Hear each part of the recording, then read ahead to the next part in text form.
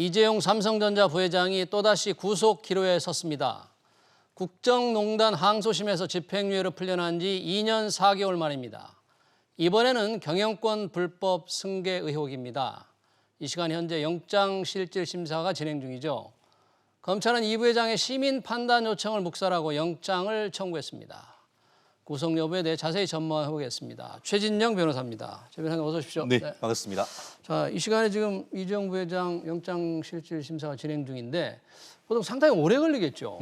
그렇습니다. 실질적으로 오늘은 이재용 부회장뿐만 아니고 최지성 전 그 미전실 실장 그리고 또 김종중 또 미전실 팀장까지 해서 세 분에 대한 지금 구속영장 실질심사가 이루어지고 있고 거기다가 각 한 사람마다 이 영장 내용이 한 150페이지. 책으로 얘기한다고 하면은 150페이지 단행본이 세 개가 있지 않습니까?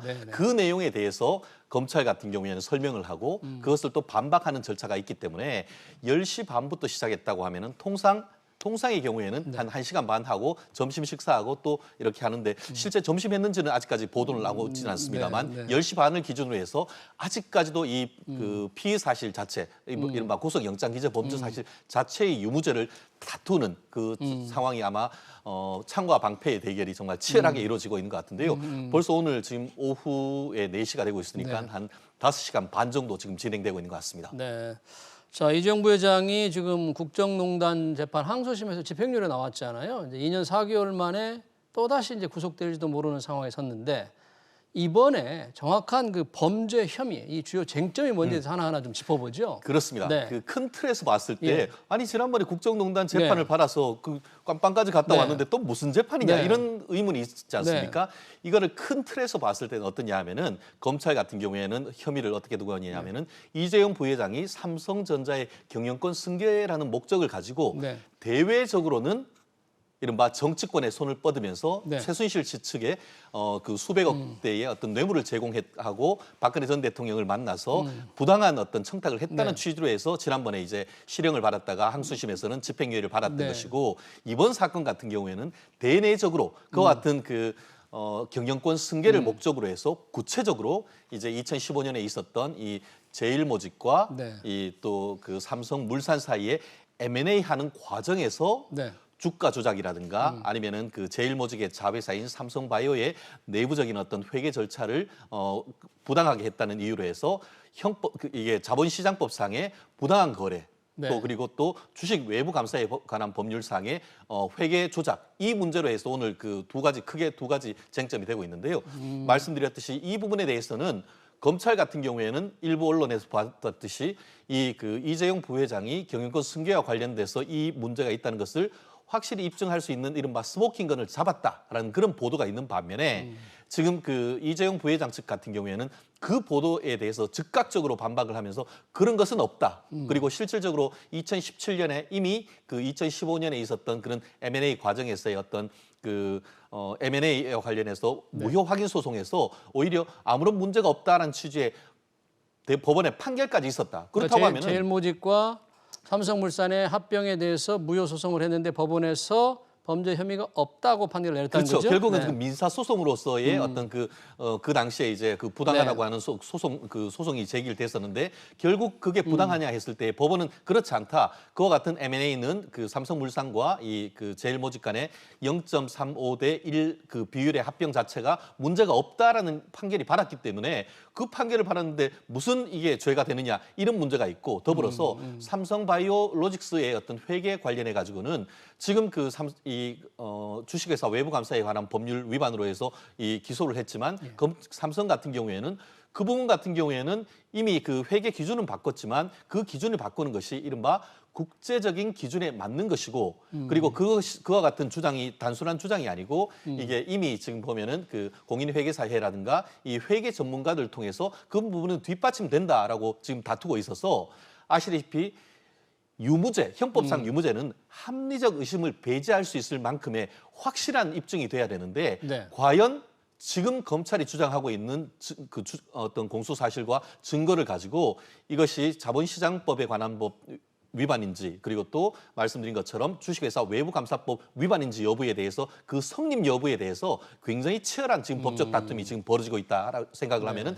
크게 이해할 수 있을 것 같습니다. 네, 지금 외부감사법 위반으로는 삼성바이오로직스의 가치를 어떻게 했느냐? 그렇습니다. 지금 검찰은 4조 8천억 원의 가치 증식이 그렇죠. 포장을 했다. 이른바 분식을 해서 가격을 것이고. 많이 띄웠다는 것이고 네, 위에 이제 제일모직과 삼성물산 합병에 관해서는 자본시장법 위반. 그렇습니다. 합병 비율을 조정을 합병 비율이 그렇죠. 그래서 예. 합병 비율을 어떻게 보면 실질적으로 삼성물산의 가치가 훨씬 더 큼에도 불구하고 마치 그 제일모직의 어떤 그 당시에 네. 어떤 제일모직과 그 제일모직의 자회사인 삼성바이오 주식의 어떤 가치를 지나치게 부풀려서 네. 그 가치를 상당히 차이가 있음에도 불구하고 0.36대 1로 해서 그렇죠. 어떻게 보면 굉장히 그 이재용 부회장에게 실질적인 이익을 안겨줬다는 그 내용으로 얘기하는 반면에 결론 그것이 이제 기본적으로 이제 네. 그 말씀드렸듯이 네. 자본시장법상의 어떤 주가 조작이라고 얘기하는 반면에 삼성 같은 경우에는 그 당시에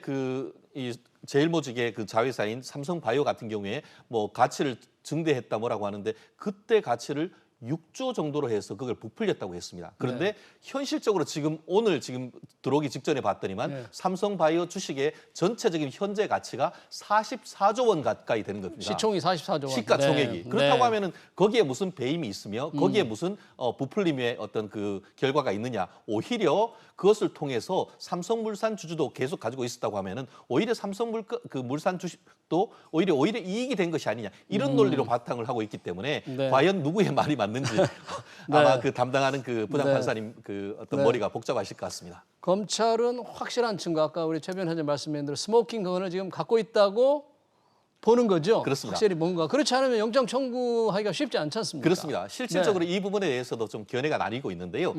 지금 좀 전에 삼성 그 전자 같은 경우에는 이미 2017년에 이 합병 무효 확인 소송에서 그 정당하다는 판결을 받았다라고 하는 반면에 검찰 같은 경우에는 그건 2017년 이야기다. 그 이후에 삼성바이오나 또 삼성전자 자체에 대한 추가적인 압수수색 과정에서 플러스 알파되는 새로운 증거가 나왔다. 이런 지금 그 언론 보도가 있는 것이죠. 네. 그렇게 그 언론 보도에 대해서 삼성전자 측은 그런 증거는 없다라고 얘기를 하고 있는데 그거는 누구도 알 수 없는 겁니다. 아마 그 내용이 정말 한방이 될지 헛방이 될지는 아직 모르는데 만약에 일부 언론 보도처럼 이른바 G 프로젝트라고 하는 어떤 그 가버넌스에 대한 그 경영권 그 승계와 관련되는 내부적인 삼성 이 미래 전략실의 문건이 있고 그것이 그 이재용 부회장에게 어떤 전달되고 그거에 대한 승인이 있다는 사실을 입증한다고 하면은 범죄에 대한 소명이 있다라고 보이겠지만 그게 아니고 그것이 없다거나 있다 한다 하더라도 그것이 이재용 부회장에게 전달되거나 그것에 대한 승인이나 동의가 있다는 부분까지 의심의 여지가 없을 정도의 어떤 소명이 되지 않는 한은 이 부분에 대해서는 그 부분에 대한 어떤 그 법리적 사실적 판단이 아마 치열할 것 같습니다. 자, 그럼 그렇게 아주 갈등이 서로 입장이 첨예한 이제 범죄 혐의 소명이 설령 있다고 하더라도 오늘은 이제 구속 여부를 가리는 거잖아요. 구속하려면 범죄 혐의가 소명이 돼야 되고 또 증거 인멸 또는 도주 우려가 있어야 되는데 뭐 이재용 부회장이 도망갈 사람은 아니잖아요. 그러면 범죄 혐의가 소명된다고 하더라도 증거인멸이 하나 포인트가 되겠네요. 그렇습니다. 실질적으로 그런데 이 부분에 있어서는 그 하신 것처럼 영장이 발부되기 위해서는 이제 세 단계 허들이 필요한 거죠. 첫 허들이 범죄 혐의에 대한 소명이 있어야 되는데 종종 보면은 범죄 혐의에 대한 현 단계에서는 소명이 부족하다. 이런 식으로 기각돼 버리면은 검찰로서는 사실 2년 6개월 동안 1년 6개월 동안 조사를 했다가 체면을 구기는 것인데 결국 그 범죄 혐의에 대한 소명이 있다 하더라도 그 뒤에 지금 삼성 부회장이 어디로 도망가겠습니까?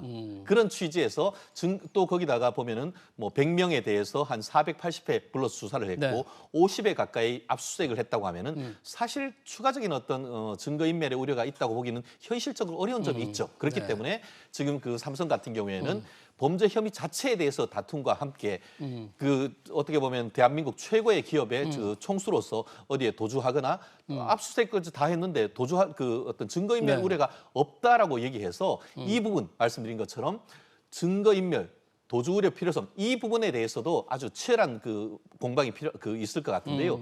다만 지금 검찰 같은 경우에는 어떤 얘기를 하고 있냐면은 그건 맞다. 그렇지만 거기에 그 불러서 조사했는 직원에서 어떻게 보면 진실을 말한 직원에 대해서 인사상 불이익을 지금 준 사안이 지금 드러나고 있다라고 얘기를 하면서 그런 부분을 봐서도 증거인멸에 우려가 있다라고 지금 얘기하는 반면에 또 그 삼성전자 같은 경우에는 언론 보도를 통해서 그런 일은 절대 없다라고 지금 얘기를 하고 있어서 말씀드린 것처럼 그 증거인멸에 대한 사안에 대해서도 아주 네. 치열하게 지금 진실 여부를 네. 다투고 있습니다. 네, 뭐 법원이 결정할 일인데 양쪽에 이제 뭐 최고의 특수통들의 창과 방패라고 하는데 누가 지금 변호인과 검찰은 싸우고 있는 겁니까? 그렇습니다. 지금 뭐 어떻게 보면은 검찰 같은 경우에는 중앙지검의 그 경제형사부에서 있는 그 이복현 부장 그리고 이복현 또 부장검사. 예, 그 지금 의정부지검에서 이제 그 파견 나와 있는 또 그 김영철 부장 검사를 비롯해서 한 3명, 4명 네. 정도가 지금 그 법정에 나왔다고 하는데요. 변호사는 또 누군가요? 이쪽 보통 삼성의. 얼마 전까지만 해도 이제 특수통의 대결이라고 네, 했는데 막상 뚜껑을 열어봤더니만 네. 이 그 이재용 부회장의 선택은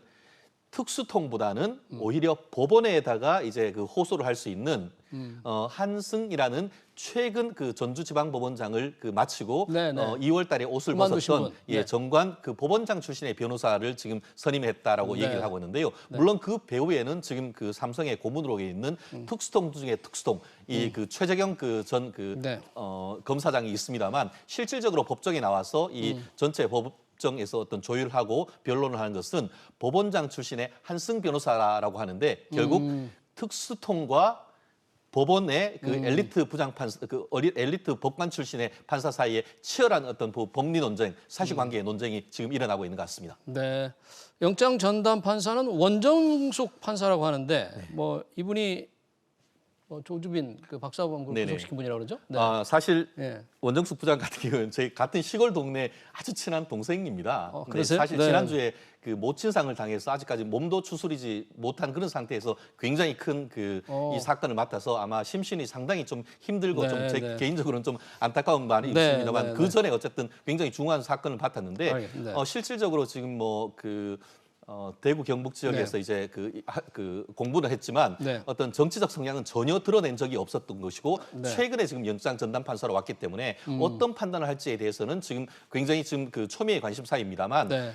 말씀드린 것처럼 지금 양측에 치열한 공방이 있기 때문에 네. 소변과 증거에 나와 있는 것에 따라서 합리적인 판단을 할 것이라고 저는 믿습니다. 네, 뭐 그렇게 해야 되겠죠. 자, 이번 영장 청구에 검찰의 영장 청구가 이재용 이 부회장 측에서 요청한 검찰 수사심의위원회가 나오자마자 영장 청구를 했잖아요. 네네. 지금 검찰 수사심의위원회는 별도로 되는데 11일 날 위원회를 어떻게 할 것인가 결정한다 그래요. 네, 그렇습니다. 앞으로 절차는 어떻게 되는 겁니까? 말씀드린 것처럼 지금까지는 그 이렇게 그 영장 그 네. 청구와 관련해서 지금 검찰 심의위원회에 그 심의를 예. 요청했는 사안 중에 네. 그 절차가 진행 중에 구속영장을 임의로 청구했는 케이스는 지금까지 없었다고 합니다. 네. 그렇기 때문에 이 부분에 있어서 어떤 제3자의 네. 전문가와 시민의 어떤 그 판단을 받을 권리를 실질적으로 침해한 것이 아닌가 하는 그런 시민사회의 어떤 그 전문가들의 그렇죠. 어떤 비판이 있는 것 같은데요. 검찰 자기들이 만든 거였는데. 그렇죠. 본인들이 네. 검찰 네. 개혁, 검찰권을 스스로 어떻게 보면 자제하겠다는 네. 취지로 해서 만든 것인데 지금 이재용 부회장이 그것을 신청을 하니까 그것에 대해서 어떻게 보면은 바로 네. 이와 같은 그 영장을 청구를 했다는 것은 법조인의 한 사람으로서 이 부분은 상당히 어떻게 보면 그 검찰 개혁에 그 후퇴하는 것이 아닌가 하는 그 어떤 비판을 할 수 있는 여지가 있는 것 같은데요. 이럴 수도 있겠죠. 이미 영장 청구 방침을 미리 정해놨기 그렇습니다. 때문에 일정대로 한 것일 수도 있지 않겠습니까? 그렇습니다. 지금 현재 그 검찰 입장이 그겁니다. 지금 일부러 이게 그 청구를 하니 수사심의위원회 청구를 네. 하니까 그거에 발끈해서 하는 것이 아니고 네. 이미 벌써 그 영장은 다 쳐놨다. 지금 사실 150장씩 되는 영장을 세 명을 해놨다는 것은 네. 오늘 내일 했는 것이 아니고 벌써 이미 상당 부분 조율돼 있다는 것을 미루어 짐작할 수 있는 부분인데요. 네. 설령 그렇다 하더라도 이 수사심의위원회 같은 경우에서 할 수 있는 것은 수사를 계속할지 있는지 여부 그리고 기소할지 있는지 여부 더불어서 구속영장을 청구할 수 있는지 여부에 대해서도 사실상 심의위원회에 결정을 할 수 있는 내용이 되는 겁니다. 이게 미국의 배심원 제도와는 좀 다른 거죠? 그렇습니다. 네. 미국 배심원 같은 경우에는 그 재판에 넘기기 전에 기소배심이라고 해서 그걸 대배심이라고 하는데요. 예. 기소배심 같은 경우에는 이 배심원단이 기소 여부를 결정하는 것인 반면에 네. 우리나라 헌법상 기소 여부는 검찰만이 할 수 있습니다. 그래서 이 수사위원회는 뭐냐면은 기소할지 여부에 대한 의견을 듣는 것이고 다만 특별한 어떤 그 잘못이 없다고 하면은 그 의견에 따라서 기소 여부를 결정해 왔는 것이 지금 그 검찰에서의 어떤 관행이었습니다. 그런데 지금 사실상 그 구속영장을 친다는 것은 사실상 기소한다는 것을 전제로 해서 지금 전격적으로 지금 그렇죠. 구속영장을 청구를 해서 네. 사실상 어떻게 보면은 이 수사심의위원회를 무력화하는 것이 아닌가 하는 비판이 있는데요. 네. 어쨌든 아직까지 절차는 말씀하신 것처럼 그 네. 절차는 그대로 그거는 진행이 되는 것이고 네. 오늘 지금 어떤 결정이 나오는지에 따라서 예를 들어서 범죄 혐의가 소명이 되고 구속영장을 발부가 된다라고 하면은 사실상 그 절차는 무의미하게 되는 것이죠.